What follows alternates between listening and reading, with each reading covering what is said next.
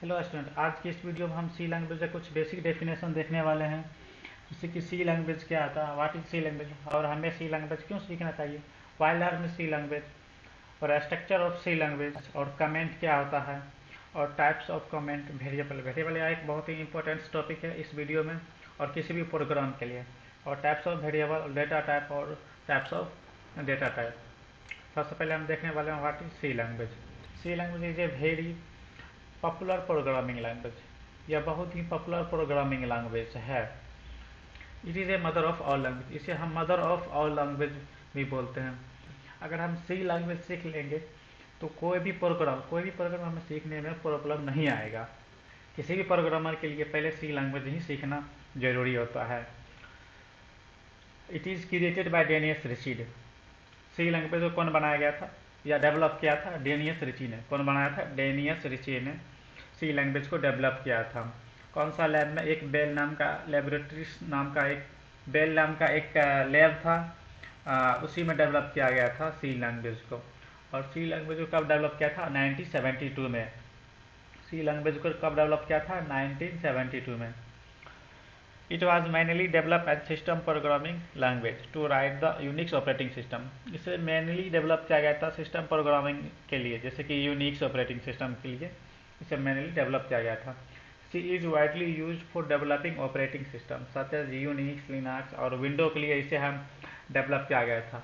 Unix, Linux और window के लिए इसे सी लैंग्वेज को हम सीखते हैं डेवलप करने के लिए, यूनिक्स, लिनक्स और विंडो के लिए। वाई लर्न सी हमें सी लैंग्वेज क्यों पढ़ना चाहिए? इससे हमें क्या बेनिफिट है?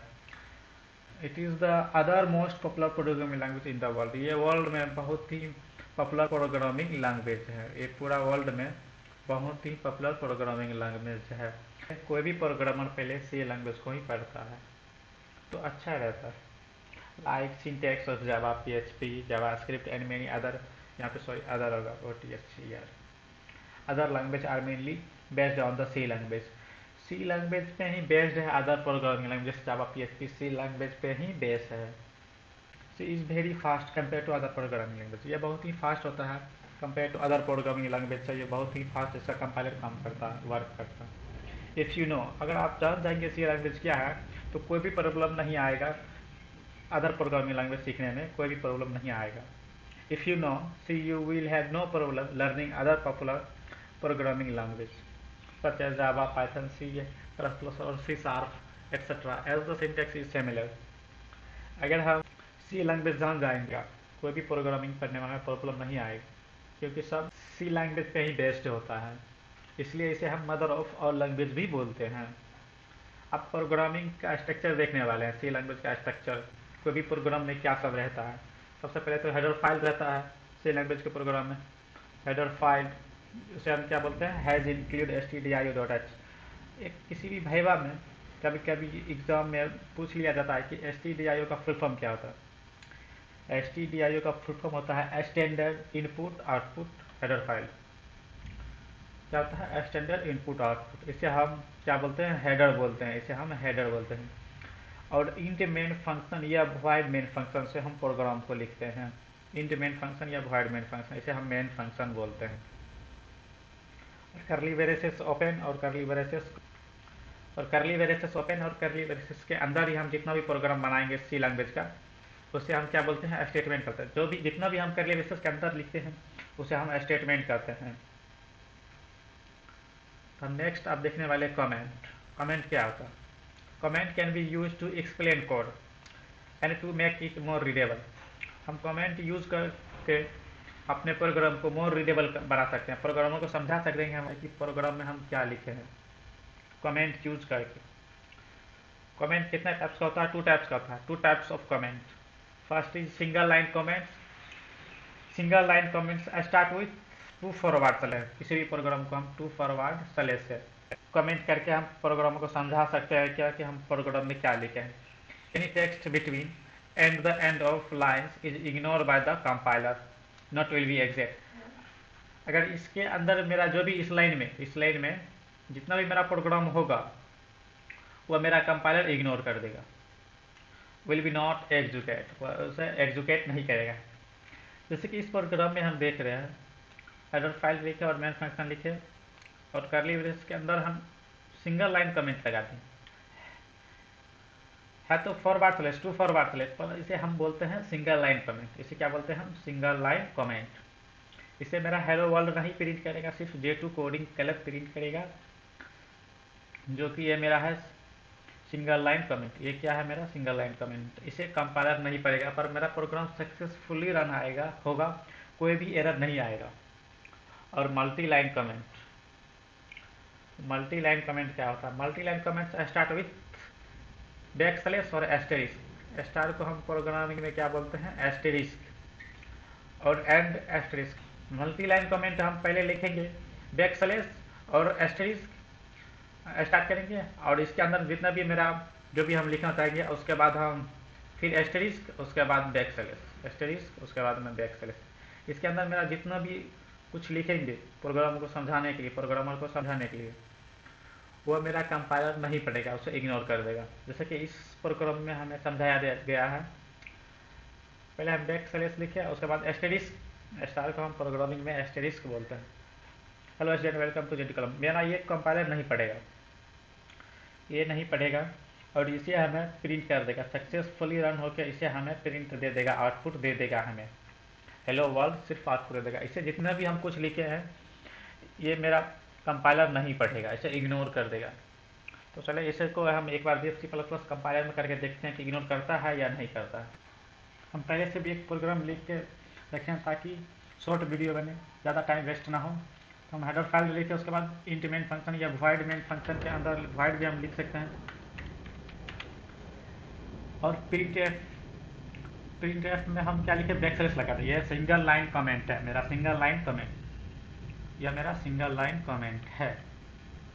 और ये प्रिंट एफ हेलो वर्ल्ड मेरा, ये इसे हम कंपाइलर मेरा इग्नोर कर देगा और मेरा कोई भी एरर नहीं आएगा, कोई भी एरर नहीं आएगा। और ये मेरा सक्सेसफुली रन होकर प्रिंट कर देगा, आउटपुट दे देगा हेलो वर्ल्ड। एक बार कंपाइल एंड रन करके देखते हैं। एक्चुअली एरर मेरा ये C++ वॉइड नहीं लेता है, इसीलिए हम इंट यूज़ करते हैं। अगर विजुअल स्टूडियो कोड में अदर कंपाइलर अगर हम यूज़ करते हैं तो वॉइड मेरा बहुत ही अच्छा से काम करता है, इसलिए हम इंट यूज़ kरेंगे। और मेरा ये ये वाला मेरा हेलो वर्ल्ड प्रिंट नहीं करेगा, इसे में हम सिंगल लाइन कमेंट लगाए हैं, सिर्फ ये वाला मेरा प्रिंट करेगा हेलो वर्ल्ड। और मेरा कंपाइलर में कोई भी एरर नहीं आएगा, हेलो वर्ल्ड। अब हम मल्टी लाइन कमेंट देखने वाले हैं।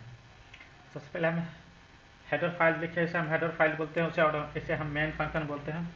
इसे हम लिख सकते हैं कमेंट करके, सिंगल लाइन कमेंट करके मेन फंक्शन, और इसे हम सिंगल लाइन कमेंट करके लिख सकते हैं हेडर, ये हेडर।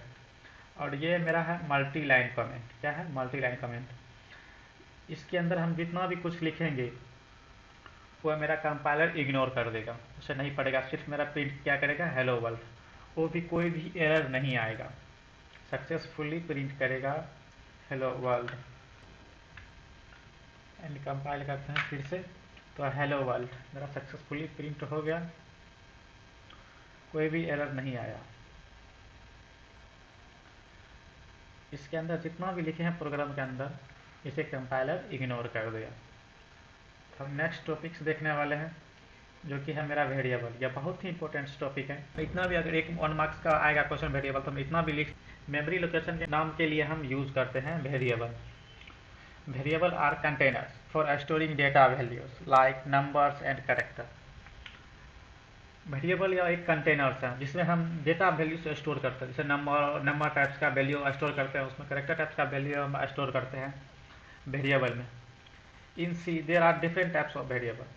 सी लैंग्वेज में मेनली 5 टाइप्स का वेरिएबल होता है, जैसे कि local variable, global variable, static variable और एक्सटर्नल वेरिएबल और ऑटोमेटिक वेरिएबल। इसमें हम मेनली पढ़ने वाले हैं 2 टाइप्स का वेरिएबल जो कि ज़्यादा यूज होता है, लोकल और ग्लोबल वेरिएबल। लोकल और ग्लोबल वेरिएबल। लोकल वेरिएबल क्या होता है? A variable that is declare inside the function. जो भी मेरा मेन फंक्शन होता है, मेन था, मेन के अंदर जो भी हम लिखते हैं, वेरिएबल यूज करते हैं, उसे हम क्या बोलते हैं? Local variable. अगर मेन के बाहर लिखते हैं तो उसे हम ग्लोबल वेरिएबल करते हैं। मेन के बाहर अगर हम यूज करते हैं declare outside the function, main function के जो भी बाहर हम वेरिएबल यूज करेंगे उसे हम ग्लोबल वेरिएबल बोलते हैं।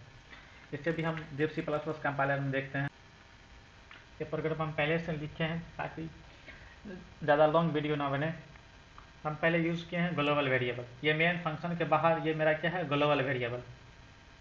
ये मेन फंक्शन के बाद मेरा बी क्या है, ये इसे हम ग्लोबल वेरिएबल बोलेंगे। क्या है, सिंगल लाइन कमेंट करके हम लिखें global variable.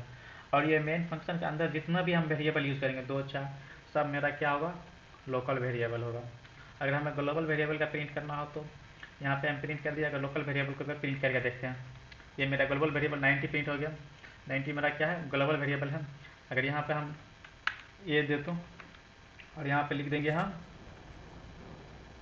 Local variable,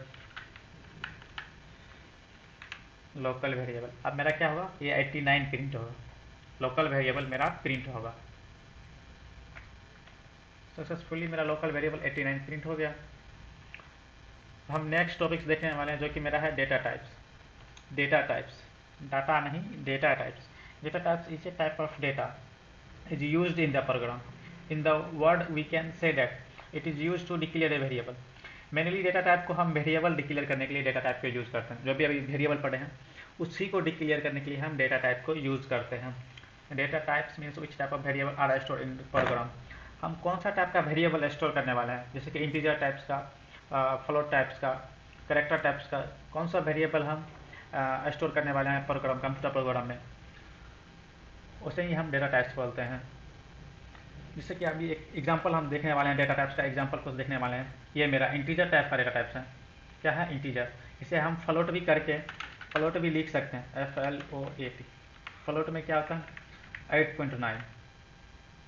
float types का हम लेंगे 8.9। मेरा ये 8.9 प्रिंट हो जाएगा। सॉरी, यहाँ पे हम परसेंटेज दी तो परसेंटेज F लगाना पड़ेगा। फ्लोट के लिए परसेंटेज F और इंटीजर के लिए परसेंटेज D लगाते हैं। तो अब मेरा 8.9 सक्सेसफुली प्रिंट हो जाएगा। 8.900 मेरा सक्सेसफुली प्रिंट हो गया। इसे ही हम क्या बोलते हैं, डेटा टाइप्स। ये मेरा इंटीजर टाइप्स का डेटा टाइप्स है और ये भी इंटीजर टाइप्स का डेटा। ये मेरा फ्लोट टाइप्स का, हम कैरेक्टर टाइप्स का भी ले सकते हैं। कैटेगरीज ऑफ डेटा टाइप, कितना टाइप्स का होता है डेटा टाइप्स, मेनली 3 टाइप्स का होता है।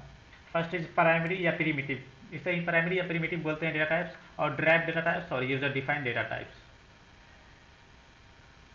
प्रिमिटिव डेटा टाइप्स जो पहले से डिफाइन होता है, कंपाइलर में जो पहले से डिफाइन है प्रिमिटिव डेटा टाइप, उसे हम प्रिमिटिव डेटा टाइप बोलते हैं। जैसे कि इंटीजर, कैरेक्टर, फ्लोट, फ्लोटिंग या वॉइड, डबल। ये मेरा कंपाइलर में पहले से डिफाइन होता है, इसे हम चेंज नहीं कर सकते हैं ये प्रिमिटिव डेटा टाइप्स को।